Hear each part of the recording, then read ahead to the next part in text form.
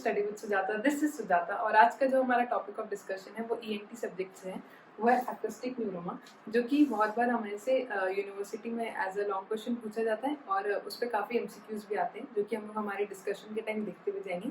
But start करने के पहले अगर आप मेरे चैनल पे नए हो या फिर आपने अभी तक सब्सक्राइब ना किया हो तो please make sure you subscribe to my channel. And मेरे काफ़ी और प्लेलिस्ट है फर्स्ट सेकंड थर्ड एमबीबीएस की, जो कि आप चेकआउट कर सकते हैं। Also follow us on Instagram with the page study with Sujata, जिसका लिंक मैं डिस्क्रिप्शन बॉक्स में डालूंगी। उस पेज का ये एम है कि हम लोग उस पर कुछ MCQ, certain facts and certain things revolving around हमारे जो 19 एमबीबीएस के सब्जेक्ट्स है उसके अराउंड डालते रहेंगे, जो कि काफ़ी थोड़ा इंटरेस्टिंग हो सकता है आपके लिए। So please support us there and now let's begin. तो सबसे पहले कोई भी आंसर में हम लोग सबसे पहले देखते हैं उसका इंट्रोडक्शन। तो इसमें जब हम लोग इसका इंट्रोडक्शन देखते हैं तो ये बेसिकली उसके ओरिजिन से, यानी कि उसके अदर नेम्स के बारे में बात करता है। तो इसका ओरिजिन कहाँ से होता है? वो वेस्टिबुलर नर्व से होता है, यानी कि जो हमारा 8 क्रेनियल नर्व है उससे होता है। तो इसलिए इसको हम लोग वेस्टिबुलर स्क्वानोमा भी बोलते हैं। क्यों? क्योंकि स्क्वान सेल्स ऑफ 8 नर्व से इसका ओरिजिन हो रहा होता है, जो कि हम लोग आगे देखेंगे। इसलिए हम लोग इसको वेस्टिबुलर स्क्वानोमा बोलते हैं। हम लोग उसको न्यूरिलेमा भी बोलते हैं, न्यूरिलेमा भी बोलते हैं, जिसका प्रोनाउंसिएशन थोड़ा डिफिकल्ट है। बट क्योंकि स्क्वान सेल्स वो होते हैं जो कि माइलिन शीथ का को ले डाउन करते हैं, तो ये उसमें होता है, इसलिए हम लोग उसको न्यूरिलेमा भी बोलते हैं। फिर हम लोग इसको 8 नर्व ट्यूमर भी बोलते हैं या फिर ट्यूमर ऑफ 8 नर्व बोलते हैं, क्योंकि जो हमारा वेस्टिबुलर नर्व है वो हमारा 8 क्रेनियल नर्व है और ये उसमें ही ये ग्रोथ उसी में होता है, इसलिए हम लोग उसको 8 नर्व ट्यूमर भी बोलते हैं। इसका पैथोजेनिक फीचर अगर हम लोग देखें, पैथोलॉजिक फीचर, तो उसमें क्या होता है, इसमें इसका ये हम लोग का ओरिजिन तो हम लोग इसके बाद में देखेंगे। इसमें एलोंगेटेड स्पिंडल शेप्ड सेल्स होते हैं, एलोंगेटेड है हमारे स्पिंडल शेप्ड सेल्स हैं, और उनमें हमारे जो न्यूक्लियाई होते हैं वो पैलिसेड्स में अरेंज होते हैं, यानी कि ऐसे ऐसे वो कॉर्नर्स पे अरेंज्ड होते हैं। तो ये होता है बेसिकली उसका हिस्टोलॉजिक फीचर। इसका ओरिजिन हम लोग वही है, Schwann cells of inferior vestibular nerve. Vestibular nerve दो होते हैं, एक सुपीरियर वेस्टिबुलर नर्व और एक इंफीरियर वेस्टिबुलर नर्व।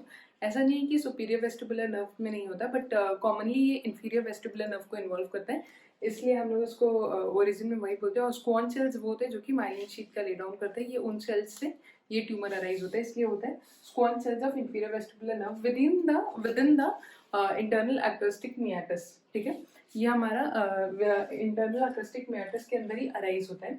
वहां से ये क्या करता है कि ये ग्रो होता है, तो उसकी वजह से जो हमारा इंटरनल एक्यूस्टिक मियाटस है उसको इरोड करता है, उसके वॉल्स को डिस्टर्ब करता है, क्योंकि अब इसको बाहर आना है, तो ये और ग्रो करता है, उसके वॉल्स को तोड़ता है साइड साइड से। उसके बाद ये सेरेब्रो पोंटाइन एंगल में आ जाता है, सेरेब्रो पोंटाइन एंगल, जो कि एक एमसीक्यू है कि मोस्ट कॉमनली हम लोग को एक्यूस्टिक न्यूरोमा कहाँ पे देख पाते हैं हम लोग उसको, जबकि एक पेशेंट प्रेजेंट करता है तो हमेशा हम लोग को वो देखने कहाँ मिलता है, जब वो सीपी एंगल पे आ चुका होता है, बट वो अराइज यहाँ से नहीं हो रहा है। ठीक है, ये एक घुमा के क्वेश्चन हो सकते हैं। वो अराइज हो रहा है इंटरनल एक्यूस्टिक मियाटस में, लेकिन जब वो सीपी एंगल पे आता है तभी वो पेशेंट क्लिनिकल फीचर्स के साथ प्रेजेंट करता है हम लोग के पास। फिर अब ये बड़ा है, लेकिन इसका एक ये फीचर है कि ये बहुत स्लो ग्रोइंग ट्यूमर है, मतलब बहुत साल चाहिए होते हैं इसको ग्रो करने के लिए। अगर ये ग्रो होता है तो इसका इस ट्यूमर का जो अपर पोल है वो किन नर्व्स को इन्वॉल्व करे, और जो इसका लोअर पोल यानी कि जो बिहाइंड पोल है इसका, वो किसको इन्वॉल्व करे, ये एक एमसीक्यू है। तो इसका जो अपर पोल है वो फिफ्थ नर्व के साथ हमारे उसके साथ में निकलता है, तो इसलिए इसका अपर पोल इन्वॉल्व्स द फिफ्थ नर्व, यानी कि सुपीरियर पोल भी बोल सकते हैं हम लोग उसको। और जो उसका लोअर पोल यानी कि इंफीरियर पोल, वो इन्वॉल्व करता है हमारे 9, 10, 11, यानी कि जुगला ग्रुप ऑफ जो वहाँ से जितने भी निकलते हैं, जुगला फोरामेन के वहाँ से जितने भी क्रेनियल नर्व्स निकलते हैं, वहाँ पे ये इन नर्व्स को कंप्रेस करता है और उनको उनके फंक्शंस को अफेक्ट करते हैं। ठीक है, तो ये दोनों ही एक एमसीक्यू है, अपर पोल या फिर superior pole and lower pole या फिर इंफीरियर पोल किन क्रेनियल नर्व्स को इन्वॉल्व कर रहा है। फिर उसके बाद जब ये सीपी एंगल में आता है तो अब ये ट्यूमर बहुत ग्रो कर चुका है, उसके बाद वो ब्रेन स्टेम को इन्वॉल्व करता है, उसकी वजह से सेरेबेलम पे इफेक्ट पड़ रहा है और इन शॉर्ट हमारा जो इंट्राक्रेनियल प्रेशर है वो इंक्रीज हो जाता है। इसका क्लासिफिकेशन हम लोग इसके साइज के हिसाब से करते हैं। अगर ये सिर्फ इंटरनल एक्यूस्टिक मियाटस में कन्फाइंड रहता है तो इसको हम लोग इंट्राकैनालिकुलर बोलते हैं। तो हम लोग उसको स्मॉल, मीडियम और लार्ज बोल सकते हैं। स्मॉल जब भी 1.5 सेंटीमीटर से कम हो, मीडियम जब वो 1.5 से 4 सेंटीमीटर हो, और लार्ज जब वो 4 सेंटीमीटर से ज़्यादा हो। बट मेनली ये स्मॉल वाले रेंज में ही रहता है जब हम लोग के पास पेशेंट प्रेजेंट भी करता है, क्योंकि ये एक बहुत स्लो ग्रोइंग ट्यूमर है, इसको बहुत साल चाहिए और ये generally in the elderly age आता है, तो ये उस स्टेज तक पहुंच नहीं पाता। उसके बाद देखते हैं हम लोग की क्लिनिकल फीचर्स क्या होते हैं हमारे एकोस्टिक न्यूरोमा के। तो पेशेंट किन फीचर्स के साथ हम लोग को प्रेजेंट करते हैं, यानी कि उसके क्या प्रेजेंटिंग सिम्टम्स होते हैं, तो वो है हमारा सबसे पहला unilateral sensory neural hearing loss. Acoustic neuroma का एक डिफरेंशिएटिंग फीचर ये है कि वो सेंसरी न्यूरल हियरिंग लॉस है, और दूसरा ये कि वो यूनिलैटरल होता है, बाईलैटरल नहीं है। ठीक है, तो और कौन सी कंडीशन में हमने unilateral sensory neural hearing loss देखा था, वो था एक है हमारा मीनियस। ठीक है, बट ये जो है ये यूनिलैटरल है और सेंसरी न्यूरल है, तो उससे हम लोग काफ़ी कुछ पता कर सकते हैं कि सेंसरी न्यूरल हियरिंग लॉस में जो यानी कि जो हमारे ऑडियोलॉजिक टेस्ट जब हम लोग कवर करेंगे तो हमें बहुत सारे हिंट्स मिल जाते हैं। फिर इसमें प्रेजेंट होता है हमारा टिनिटस और डिफिकल्टी इन अंडरस्टैंडिंग स्पीच। ये हमारे मीनियस में एब्सेंट होता है, बट इसमें ये बहुत इंपॉर्टेंट है कि इंसान जनरली समझ नहीं पाता कि बोला क्या जा रहा है, अगर सुन भी पा रहा है तो। फिर हम लोग देखते हैं अगर इसमें हम लोग देखते हैं वेस्टिबुलर सिम्टम्स में देखते हैं तो आता है imbalance and unsteadiness. Steadiness is not present, मतलब अनस्टेडीनेस। ठीक है, फिर हम लोग उसके बाद ये तो हमारा प्रेजेंटिंग सिम्टम्स है, यानी कि कोई पेशेंट किन फीचर्स के साथ आएगा तो हम लोग सोचेंगे कि हाँ एकोस्टिक न्यूरोमा है, उस डायरेक्शन में प्रोसीड करेंगे जब वो unilateral sensory neural hearing loss हो, tinnitus हो, difficulty in understanding speech and imbalance in अनस्टेडीनेस।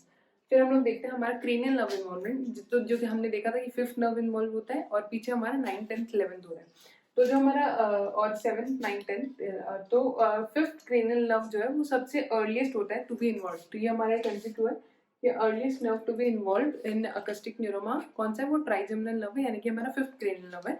तो उसका फंक्शन क्या होता है, कॉर्नियल रिफ्लेक्स। तो अगर वो इन्वॉल्व हो गया, उसकी पाल्सी होगी, तो ऑब्वियसली हमारा कॉर्नियल रिफ्लेक्स एब्सेंट हो जाएगा, यानी कि रिड्यूस्ड कॉर्नियल सेंसिटिविटी। तो अगर हम लोग को पता करना हो कि ये एकोस्टिक न्यूरोमा है, तो सबसे फर्स्ट चीज जो हम लोग करते हैं, टेस्ट करते हैं पेशेंट के ऊपर, साइंस जो हम लोग एलिसिट करते हैं वो होता है कॉर्नियल रिफ्लेक्स, जो कि इसमें रिड्यूस होता है या तो एब्सेंट होता है। और ये कब होता है, जब ट्यूमर का size is more than 2.5 centimetre और वो सीपी एंगल में प्रेजेंट कर चुका हो। ठीक है, उसके बाद अगर 7th नर्व इन्वॉल्व होता है, बट 7th नर्व हम लोग को पता है वो हमारा एक फेशियल कनाल यानी कि एक स्ट्रॉन्ग बोनी कनाल में प्रेजेंट है, तो वो काफी सेफ होता है और वो मिक्स्ड नर्व है, मोटर और सेंसरी, तो उसका मोटर नर्व उतना ईजिली इन्वॉल्व नहीं होता। जो फर्स्ट जो उसका पार्ट इन्वॉल्व होता है वो होता है हमारा सेंसरी पार्ट। तो जब उसका सेंसरी पार्ट हम लोग को पता है कि वो कान को लेकिन बहुत छोटा सप्लाई देते हैं पोस्टीरियर मियाटल रीजन में, तो वहां पे अगर हम लोग का हाइपोस्थीसिया होता है तो उस साइन को हम लोग बोलते हैं हिल्जेनबर्गर साइन। बट वो जनरली दिखता नहीं है क्योंकि it is a very small area, जो कि फेशियल नर्व हमारे ईयर को नर्व सप्लाई बहुत छोटा देता है। ठीक है, और सिंस वो बोनी कैनाल के अंदर प्रिजर्व है तो उसका मोटर पार्ट उतना इन्वॉल्व नहीं होता।